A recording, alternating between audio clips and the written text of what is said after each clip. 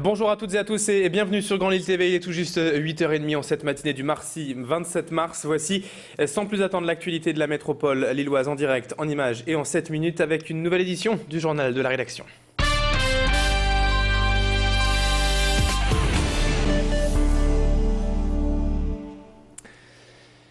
Et à la une de l'actualité, en cette matinée, Dominique Strauss-Kahn a donc été mis en examen hier à Lille pour proxénétisme en bande organisée.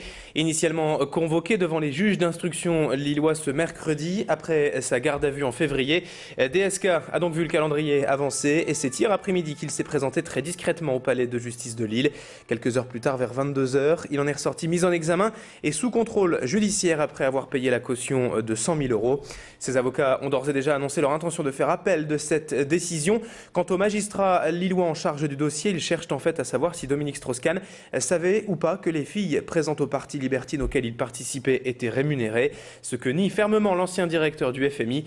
Pierre Beauvillain a suivi pour nous, pour Grand Lille TV, cette affaire au palais de justice de Lille hier soir. Écoutez l'un de ses avocats. Monsieur Dominique Strauss-Kahn a été mis en examen aujourd'hui pour proxénétisme. Il déclare avec la plus grande fermeté n'être coupable d'aucun de ces faits et en particulier n'avoir jamais eu la moindre conscience que certaines femmes rencontrées pouvaient être des prostituées. Ce que messieurs Pazowski et Roquet ont confirmé avec constance, y compris au bout de 4 mois de détention provisoire.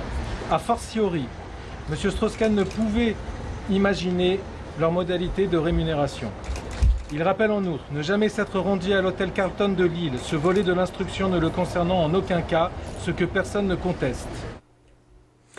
À un mois à peine du premier tour de l'élection présidentielle, le scrutin approche à grands pas et tous les candidats sont désormais connus de manière officielle, mais certains continuent tout de même de vouloir faire parler d'eux-mêmes s'ils ne sont pas toujours très sérieux.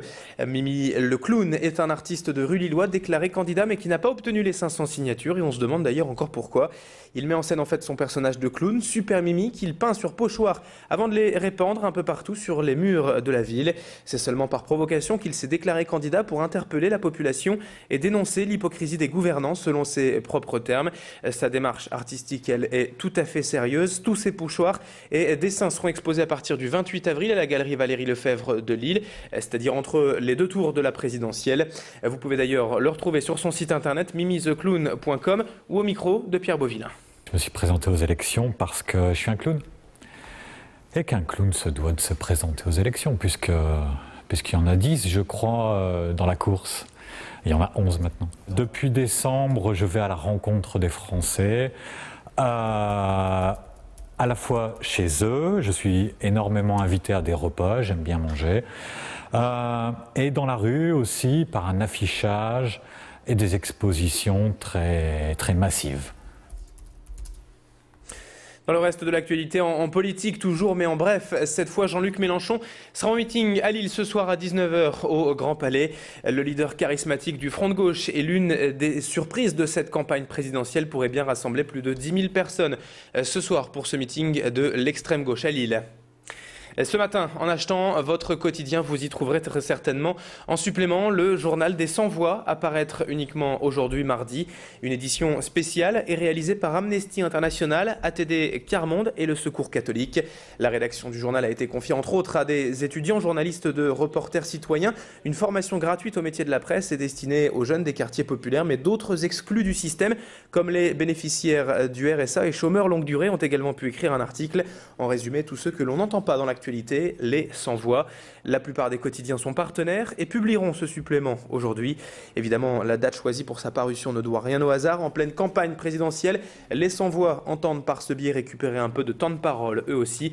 Notre reporter a rencontré Gaston Van de Candelare, président du Secours catholique, qui revient sur cette démarche et le pourquoi de cette parution.